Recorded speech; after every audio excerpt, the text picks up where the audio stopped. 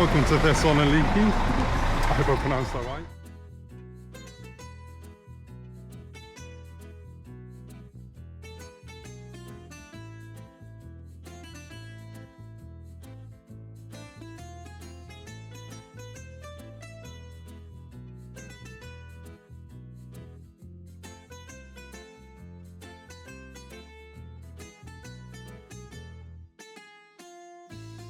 Paul's second missionary journey, recorded in Acts 15:36 to 18:22, took place around AD 49 to 52 and is marked by significant events that helped spread Christianity throughout the Eastern Mediterranean.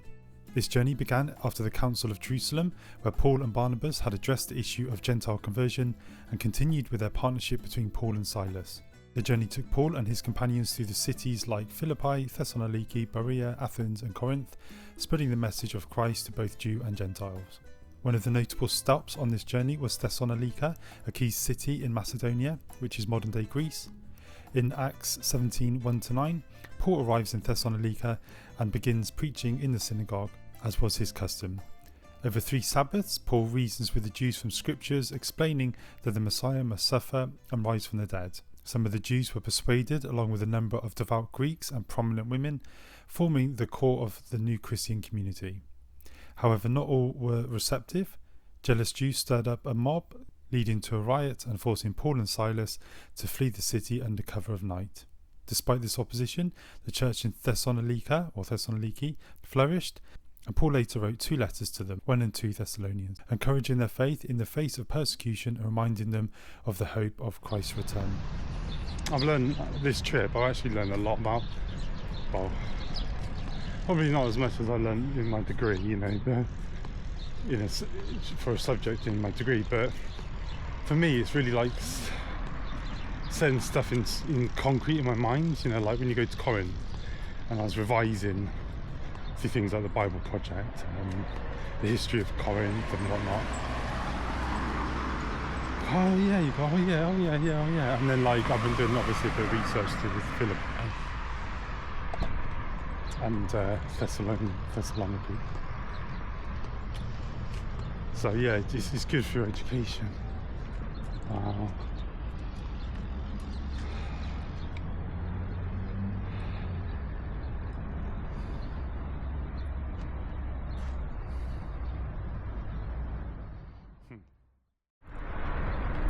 Paul and Silas travelled to Thessalonica from Philippi on Paul's second missionary journey to preach the news about Jesus. He spent 3 weeks teaching in the Jewish synagogue, but most of the Thessalonian Jews became indignant and formed a mob to drive the men out of the city. Ramsey, who must be a theologian, suggests it was probably extended from December 50 AD to May 51 AD. And that's the book called St. Paul the Traveller, to page 228. Gosh. Can I go down? Yeah, I can walk down now. So it says Thessaloniki, also known as Thessalonica. That's why I keep changing from one to the other. That's good. It's not just me being silly. It was founded around 315 BC by Macedon King Cassander on or near the ancient site of Therma. The king named the city after his wife, Thessaloniki, who was Alexander the Great's half-sister. Thessalonica was an autonomous part of the Kingdom of Macedon until 168 BC, when it became a city of the Roman Republic. It soon grew to be a critical trading hub for the Roman Empire by facilitating the exchange of goods between Europe and Asia. Thessalonica eventually became the capital city of the Roman district it was located in. The city contains an amphitheatre where entertainment is in the form of gladiatorial shows were held for the local citizens, and also a circus were exhibited for the amusement of the citizens, and a circus where games for the public took place.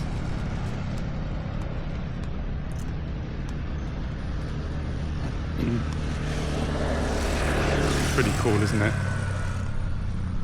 I try not to keep the camera on me, I try and keep it down there.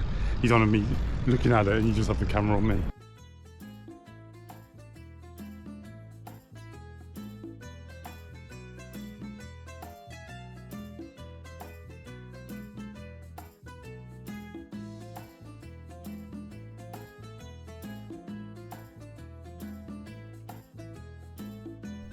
Thessalonika's significance in Paul's mission lies in its role as a vital centre of early Christianity. The persecution Paul faced there reflects the challenges of spreading the gospel in a world hostile to its message, but the Thessalonian church's steadfastness would become a model of endurance and hope for future believers.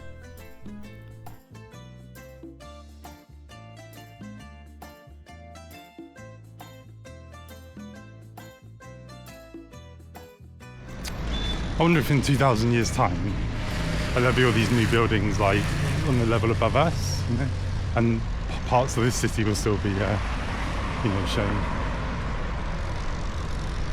Okay, there's a new Greek. Oh no, there is English.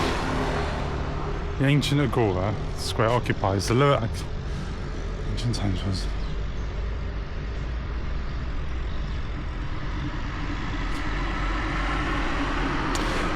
Yeah, there's discovery of the ancient ruins in the 1960s.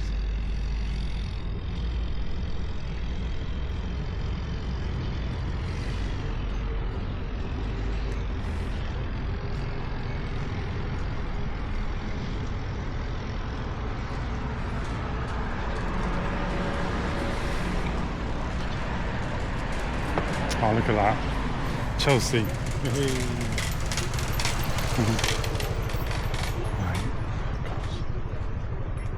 Yes, that's. Oops, can't do that now. How are you? I'll say hello to my camera. Oh, thank you. Oh, first off.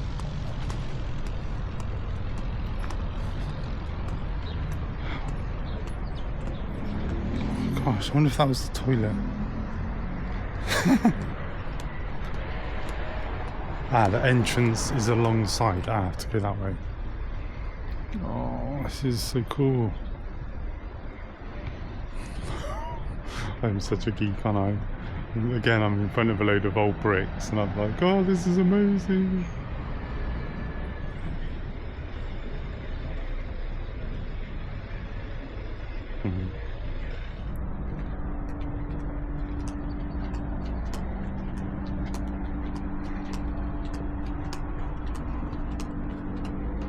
It's a bit scary.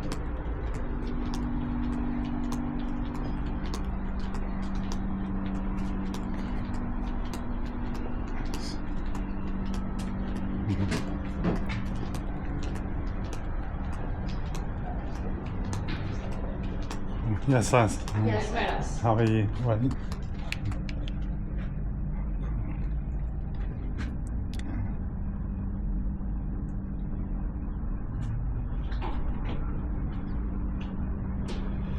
and the building was slightly located even before. Yeah.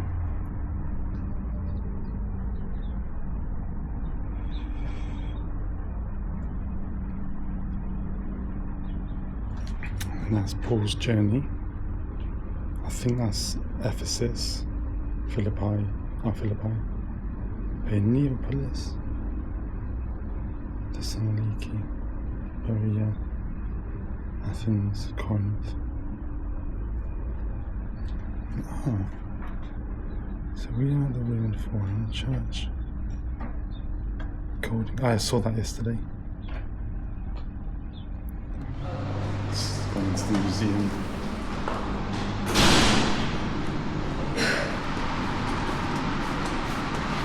So these two tours. Amazing.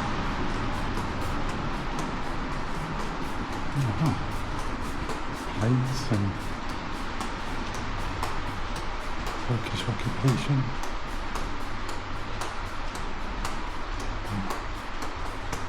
Constantly. The Ottomans ruled here for 500 years. Wow. That's intense. Oh, cool. Let's start here. Oh, first of all, thank you. Thank you. Oh, wow. Gosh. During the First World War, Thessaloniki served as a key Allied harbour. Gosh. The city is rebuilt on paper.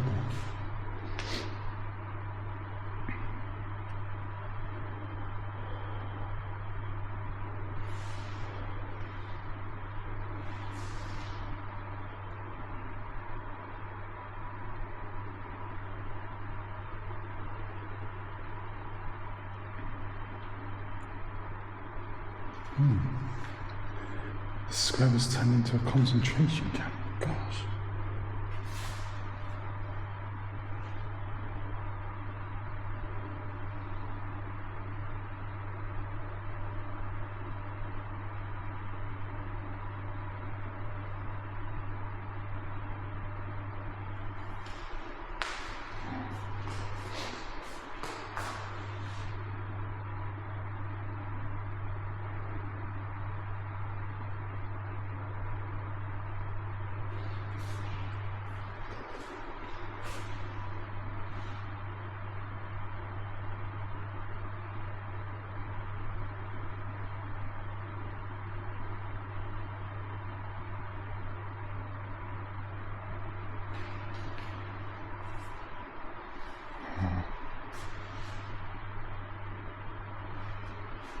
Gosh.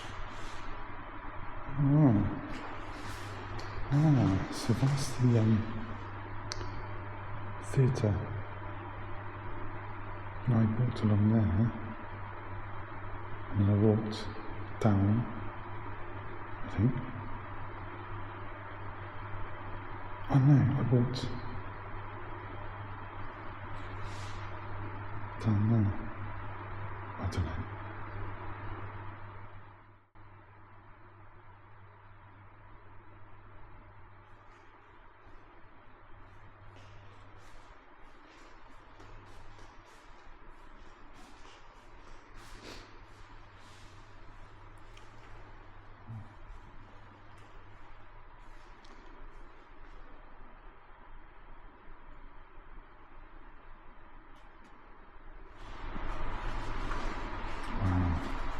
Founding of the city,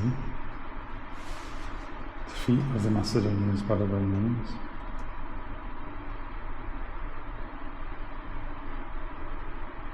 establishes his cult. God. Yeah, Pax Romana basically means Roman province, you get more benefits. Nation of agora. Apostle Paul, So he was free when he got here.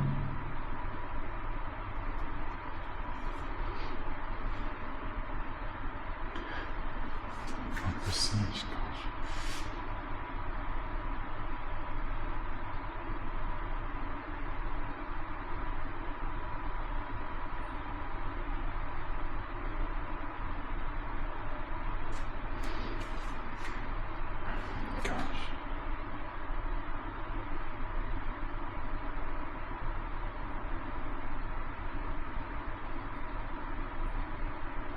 Always worries me.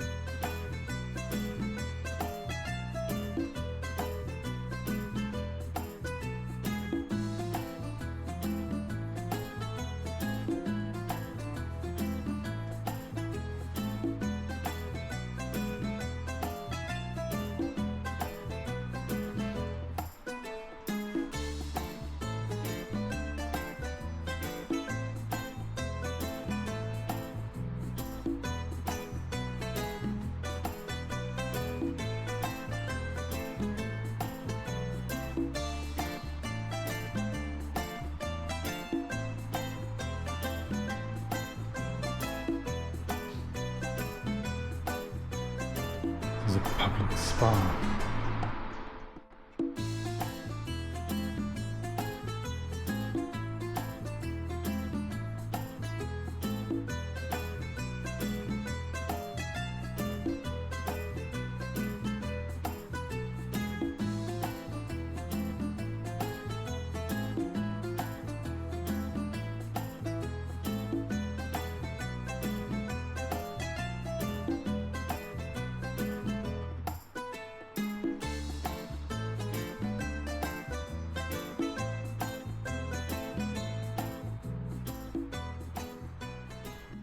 The agora is very similar to that of Philippi, an important city in eastern Macedonia.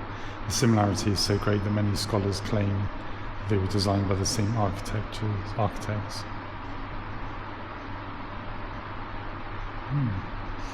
They differ only as regards their dimensions. The entire agora of Philippi would fit in the open square of agora.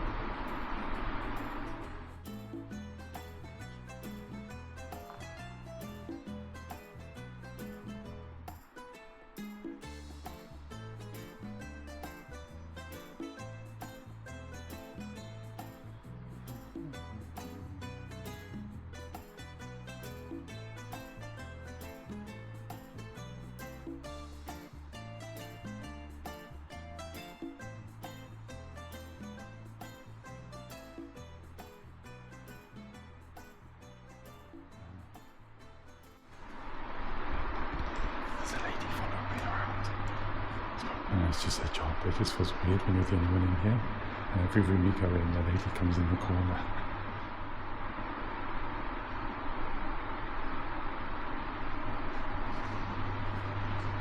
Yeah. In the space above the niche and leading down.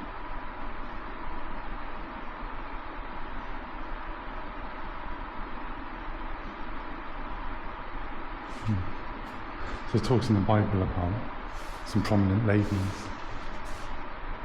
but heard the gospel and became Christian.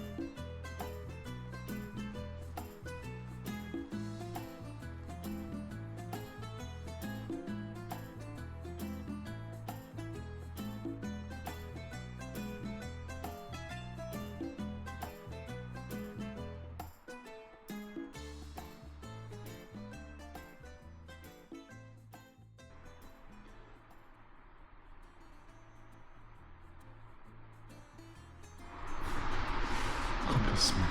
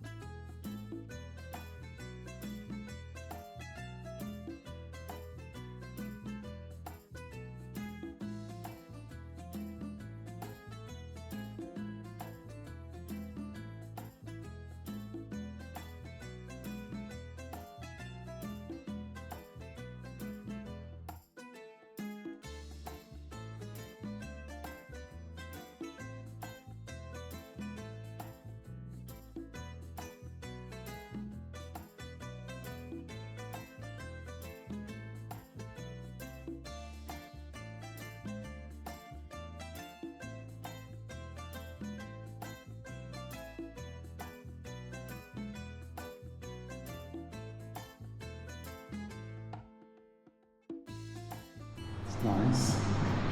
€8. When a column was $4. Oh. Yeah, I can't complain because you've got to pay the staff. Oh, my legs. So that's the theatre area there.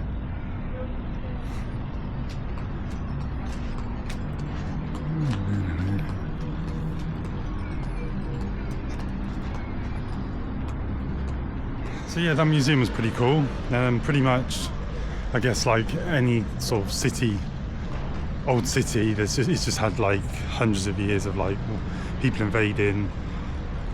There was big earthquake, there was a big fire, I think 1917. It's been occupied by the Germans, the Ottomans, it's the Arabs as well, which I guess are different to the Ottomans. And who else? But it was ruled by the Ottomans for like nearly 500 years. It's a long time, isn't it?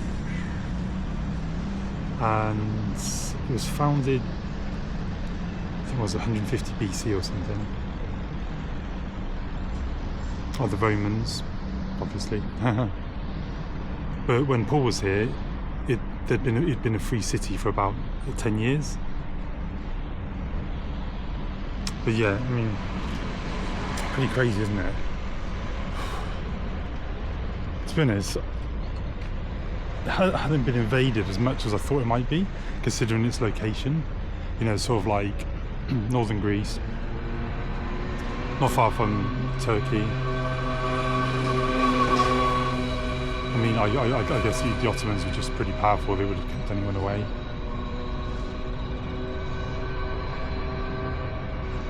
Yeah, fascinating. Now I'm going to go over there and do a reading. Cool.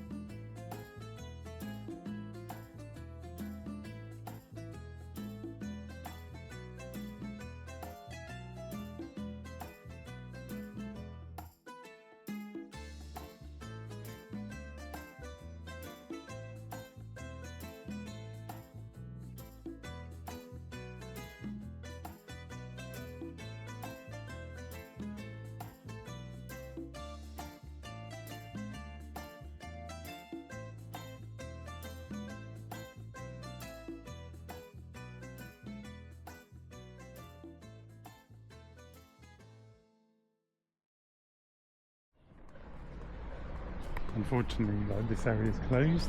It's a shame because it'd be pretty cool to walk down there. Oh no, it is shut. Yeah, it's just a museum that's open. But there's a cafe over there, but they're not open yet. Okay, a big welcome to Thessaloniki or Thessalonica. I think you can pronounce it either way. And I'm at the ancient agora. And it's a beautiful sunny day, and I'm just going to continue with our reading on Acts. So Acts 17 verse 1 in the NIV. When Paul and his companions had passed through the Amphipolis and the Apollonia, sorry if I pronounced them wrong, they came to Thessalonica, and where there was a Jewish synagogue.